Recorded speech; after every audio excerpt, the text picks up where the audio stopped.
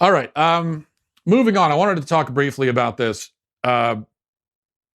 First, take a look at this image. There you go. That's the picture there. That is a horse, a miniature horse named Flirty. And you guessed it, yes, that is someone's emotional support animal. A woman brought a horse on a flight. She brought a horse on a flight, on an American Airlines flight out of Chicago, because it's a service animal, she claims. This really is, I say it all the time, slippery slope arguments are constantly vindicated in our culture, which is itself slipping down a very, very big and steep slide. And so this is one of those things, 5 years ago, people like myself were saying, hey, with these emotional support, next thing you know, people are going to be bringing horses on planes.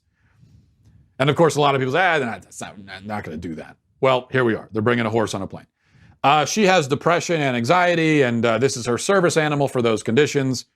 The woman, Abrea Hensley is her name, says that she brings her emotional support horse everywhere, to restaurants, grocery stores, movies. Only a couple of times has she encountered an establishment owned by someone with the audacity to say, hey, would you mind not bringing your horse inside? Can your horse wait outside? You have to bring it inside. And of course, this person, Abrea, just a wonderful person, is looking at suing those places. She says that almost everywhere she goes with her horse, she's able to walk around inside and nobody complains and everyone's fine. A few places in her life she's encountered where they say, we'd prefer if you don't. And so she's going to sue them, of course, right? Because she's going to sue them.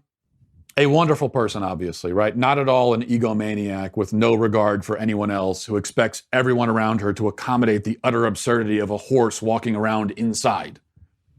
Oh, wait, yeah, that's exactly what she is, right? That's what the emotional support animal stuff really is much of the time. That's the real condition these people have. That's what they suffer from. I know she says, oh, I have anxiety, depression, PTSD, panic attacks, so on. She might have all that. I'm not her therapist. But even though I'm not her therapist or her doctor, I can still diagnose her with this: egomania. She is a narcissist. She is an egomaniac. Now, I don't deny that service animals are a real and necessary thing for some people. There are people with real conditions who really do need a dog with them. I think dogs are the only legitimate service animals, and they perform specific functions for people who have real conditions. And that's fine. A blind person, for example, needs a seeing eye dog. Obviously, the dog performs a specific function, and it's necessary for the person who suffers from this disability to have the dog so they can participate in society. And the animal helps facilitate that. So that's great. That's fine. And I think it's wonderful I think it's amazing, actually, that dogs are able to do that for people. But the idea that you need your favorite animal with you at all times, just emotionally, even if the animal is a horse or an iguana or a three-toed sloth or an ostrich, the idea that you need that medically for emotional reasons is absurd. I'm sorry, it just is. If you can't emotionally deal with being separated from your pet for a few hours, you need to grow up. Okay, that's the real problem here. You need to be an adult. I had to go through this with my children.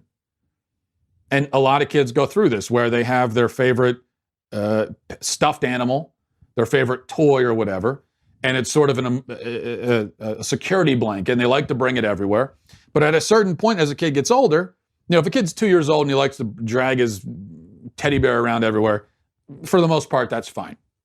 But when a kid is 6 or 7, they need to be able to go out in public and go to school and do whatever else without having that with them. And it can be a difficult adjustment, but you need to teach them that so that they can grow up and mature. And it's difficult, but kids can learn it. If kids can learn it, then so can an adult. So can Abrea or Adrea, whatever her name is. She can learn it too. She really can. This, you know what this is? This is like emotional blackmail. And I'm really sick of it. I'm really sick of the emotional blackmail, where you have someone like this saying, well, if you don't let me have my horse with me, I'm going to freak out and panic and sob and scream and cry on the plane. And so what would you rather have? Well, here's an option. Just don't act like that. Control yourself. I know you can. Just don't. How about a third option? It's not, let me bring my horse or I'm going to freak out and be a maniac. No, there's a third option, which is that you just function like a normal, like every other adult. Everyone else in the world, we can somehow manage to walk around and board planes and do things without a horse. You can too. You really can. I know you can. You can do it. I believe in you. Look, mental illness is a real thing, obviously. It's a real thing people deal with and suffer from. But I don't like how in so many cases these days, it's become a cover to just be a self-absorbed jerk. Now, I know I say that and it's going to be misconstrued a million different ways. But if you're listening to me honestly, you understand what I'm saying. Mental illness is a real thing. But also there are people who use the claims of mental illness as emotional blackmail and as an excuse to just act however they want, and we're not allowed to question it. That also does happen, and it's a problem. And I think a prime example of that are these people who say, I'm going to take this animal and bring it with me everywhere, and you're not allowed to say anything. Even if it's your business and you own it, you can't tell me I can't bring it with me. Now, I did see on Twitter, in fairness, how this woman claims that the horse is not an emotional support animal. Actually, it's a service horse. Okay, it's a service miniature horse, and the main service it provides is mobility assistance. I'm not kidding. Okay, this is what she claims, that miniature horse. In fact, let's put the picture up again.